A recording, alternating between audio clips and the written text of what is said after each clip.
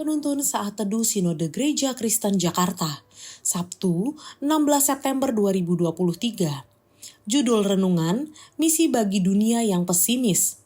Diambil dari kitab Pengkhotbah pasal 2 ayat 4-11.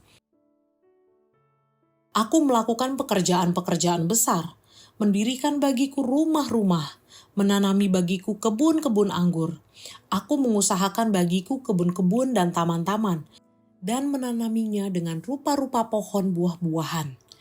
Aku menggali bagiku kolam-kolam untuk mengairi dari situ tanaman pohon-pohon muda. Aku membeli budak-budak laki-laki dan perempuan, dan ada budak-budak yang lahir di rumahku. Aku mempunyai juga banyak sapi dan kambing domba, melebihi siapapun yang pernah hidup di Yerusalem sebelum aku. Aku mengumpulkan bagiku juga perak dan emas, harta benda raja-raja dan daerah-daerah. Aku mencari bagiku biduan-biduan dan biduanita-biduanita, dan yang menyenangkan anak-anak manusia, yakni banyak gundik. Dengan demikian, aku menjadi besar, bahkan lebih besar daripada siapapun yang pernah hidup di Yerusalem sebelum aku. Dalam pada itu, hikmatku tinggal tetap padaku. Aku tidak merintangi mataku dari apapun yang dikehendakinya, dan aku tidak menahan hatiku dari sukacita apapun. Sebab hatiku bersukacita karena segala jerih payahku. Itulah buah segala jerih payahku. Ketika aku meneliti segala pekerjaan yang telah dilakukan tanganku dengan segala usaha yang telah kulakukan untuk itu dengan jerih payah, lihatlah, segala sesuatu adalah kesia-siaan. Dan usaha menjaring angin memang tak ada keuntungan di bawah matahari. Jika ditanya mengapa orang bekerja, kebanyakan akan menjawab bahwa mereka melakukannya untuk mencari uang. Namun, apabila pertanyaan kemudian ditanyakan lagi, yakni untuk apa mereka mencari uang, jawabannya biasanya berkisar pada pemenuhan kebutuhan seperti makanan, keluarga, dan lainnya. Meskipun begitu, mengapa kita terus bekerja tanpa henti, bahkan setelah mencapai penghasilan? Dan kapan sebenarnya kita merasa telah menikmati hasil jerih payah yang kita peroleh? Membaca kalimat dalam ayat ini, kita akan merasakan keluhan dan ketiadaan pengharapan. Apabila dibandingkan dengan segala kegiatan dan aneka tindakan sepanjang hidup kita.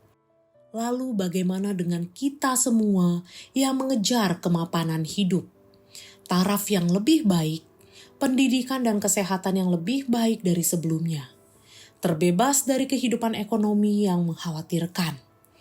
Bukankah ayat ini justru melemahkan semangat kita dalam mengejar semuanya itu? Itulah kesan kita sepintas, lalu ketika membaca tulisan sang pengkhotbah. Apabila di bawah matahari tidak ada harapan, lalu bagaimana kita menemukan harapan tersebut? Sangat mudah kita menilai bahwa hidup yang semakin sulit ini menjadi sia-sia karena mungkin tujuan itu semua tidak tercapai. Kita membutuhkan solusi. Solusinya ada di atas matahari. Allah di dalam Kristus Yesus yang mengatasi segalanya.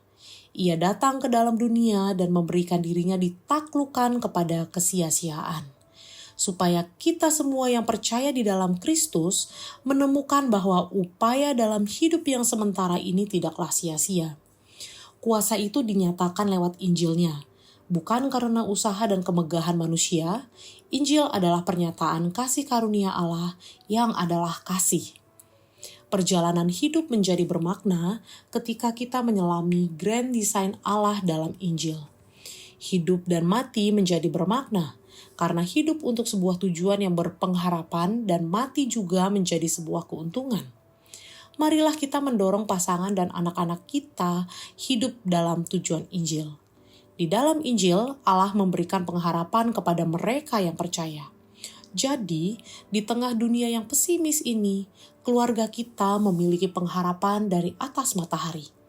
Melalui Injil yang adalah pernyataan kasih karunia Allah, maka kisah Allah akan memimpin kisah hidup kita dari pesimis menjadi optimis.